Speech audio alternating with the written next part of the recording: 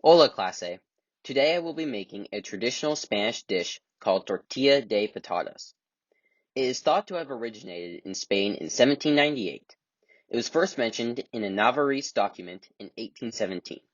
The document talked about the bad conditions that Navarrese farmers were in and how this dish was very important and useful because of how easy the ingredients were to come by. It is similar to an omelet where the egg holds everything together.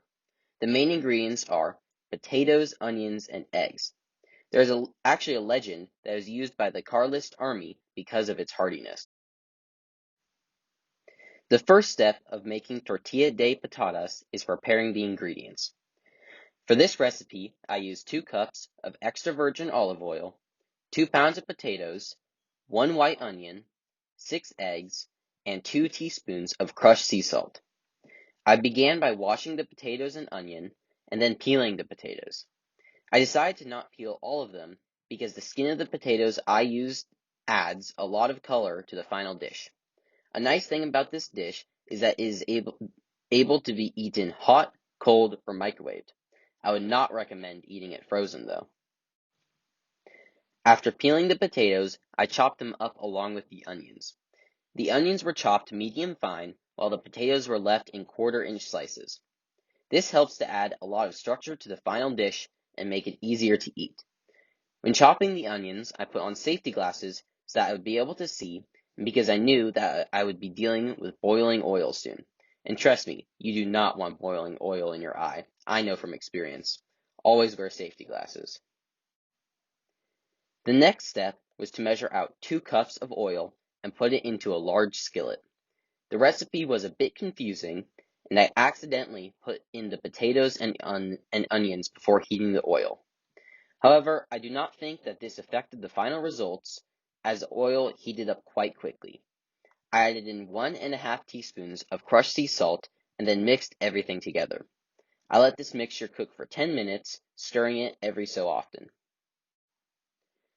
While the potatoes and onions were cooking, I cracked 6 eggs in a bowl and mixed them together as if I were to make scrambled eggs.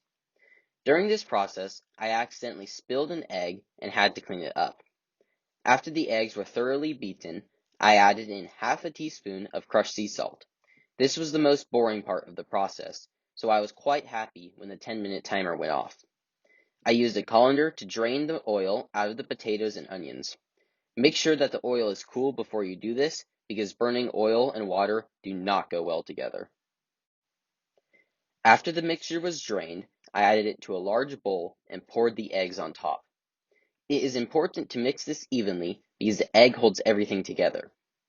Next, I lightly coated the bottom of a non-stick pan with olive oil and poured everything in. I heated the dish for 6 minutes on a medium flame to ensure that it got cooked all the way through. It is important to use a rubber spatula to help the dish form its shape while it is being cooked. Running the spatula along the sides will also ensure that it won't stick to the pan. To flip the Spanish omelet, I set a large plate on top of the pan and quickly turned it upside down. Then, I carefully slid it back into the pan, making sure that I did not spill the mixture as the bottom was still partly liquid. The Spanish omelet was cooked for another 3 minutes on medium heat. I occasionally poked it with a toothpick, and when the toothpick came out clean, I knew that the dish was done. When it was done, I slid the finished tortilla de patatas onto a plate. I then went out to my mom's small garden and got some sage and cilantro.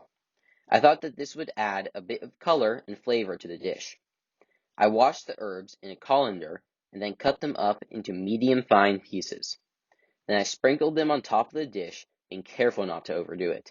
They are fairly strong herbs.